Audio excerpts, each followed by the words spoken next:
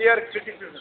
We are not criticizing the Supreme Court judgment for the sake of criticism, but it is a clear criticism against the Supreme Court judgment because because the division bench has stretched too away from the scope of the judiciary.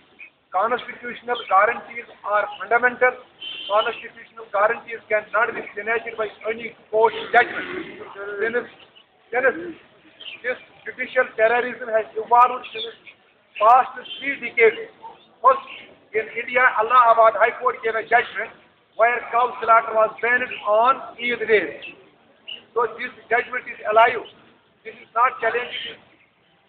Till date, it exists. It is ratio exists that on this cow slaughter which is banned by that judgment. That second time, Shabano's case.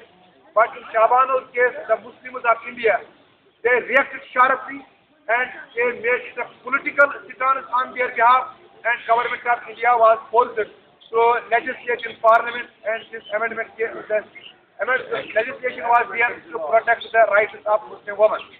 Now at this time, Mr. Kharju, Markunde Kharju, who has made remarks, those remarks are not abhorrent, but they are obnoxious because he has competed, observed beard by a Muslim Talibanization. Now he again says that tomorrow some lady will come, he will ask for a burqa. We must convey to the entire judiciary that burqa is part of Muslim faith. We cannot segregate parda from Muslim faith. Similarly, observance of beard is sunnah of the Muhammad sallallahu alaihi wasallam. This sunnah has been adopted by the Prophet Muhammad sallallahu alaihi wasallam as was observed by Hazrat Ibrahim alayhi salatu wasalam. لہٰذا کریں آپ چیز کر گزرے یہاں بہت سارے لوگ انٹرنیٹ کی ہمارے کام کر رہے ہیں، بہت لوگ مختلف دینی ثقافتی اور تہذیبی اداروں سے بھی رابطہ رکھے ہوئے ہیں.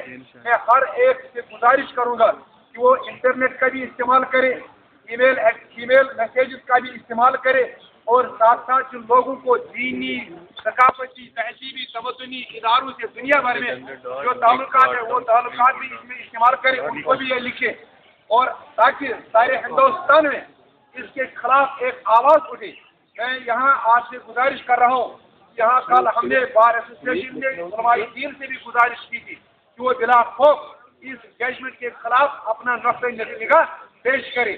آج بار ایسوسیشن یہاں نقطۂ نگاہ ہم پیش کر رہے ہیں، اور ساتھ ہی آپ سے وعدہ ذہن ہے کہ ہم اس کے خلاف قانونی کارروائی بھی ضرور عمل میں لائیں گے، اور پوری قوم سے ہم استدعا کرتے ہیں اس مسئلے کو وہ لائٹلی نہ لے، کیونکہ آج وہ کہتے ہیں داڑھی مت رکھو، کل وہ کہیں گے مسجد میں مت جاؤ، کل کہیں گے وہ روزہ مت رکھو، کل کہیں گے وہ دوسری بات حج پر مت جاؤ، کیونکہ اس میں ہمارا ایکسپینڈیچر آتا ہے.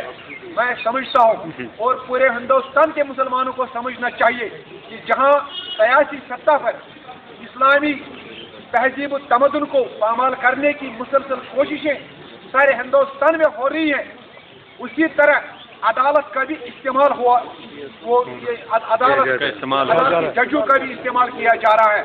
عدالت سپریم کورٹ میں وہ فرشتے نہیں بیٹھے ہیں، وہ شراب کی بوتلیں لے کر بھی کبھی ججمنٹ لکھتے ہیں، اور جیسے کہ یہ ٹو فارورڈ جسٹس مارکنڈے کارجو، یہ کنڈیمنیبل ہے، اپوریبل ہے، اور ہم اس کے خلاف میں تمام لوگوں سے گزارش کر رہا ہوں کہ وہ پرانی نقطہ نگاہ اس داڑھی پر رکھنے کے لیے پیش کرے. میں کل سے یہاں 2-4 عالم دین آئے تھے، ان سے بھی میں نے یہاں گزارش کی کہ آپ نقطہ نگاہ اپنا بیان کیجیے اس کی داڑھی کی حفاظت، داڑھی کی اہمیت اور سائنٹیفک لائنز کیا ہے. یہ اس وقت صرف یہ شریعتی تقاضا نہیں ہے کہ اسی پر ہم اتفاق کرتے ہیں. ہم مسلمان ہیں، مسلمان کوئی عمل شک کی بنیاد پر نہیں کرتا ہے.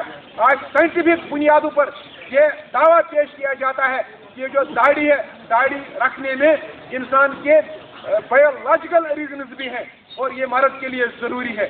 اور لہذا کر کے ہم تمام لوگوں سے استدعا کرتے ہیں، وکیلوں سے، لڑکوں سے، طالب علموں سے، علماء دین سے، کہ وہ اس ججمنٹ کے خلاف برا احتجاج کرے، اپنا فیئر کرٹیسزم پیش کرے، اور اسلامی نقطۂ نگاہ اس بارے میں پیش کرے، تاکہ یہ کبھی کبھی موقع آتا بھی ہے.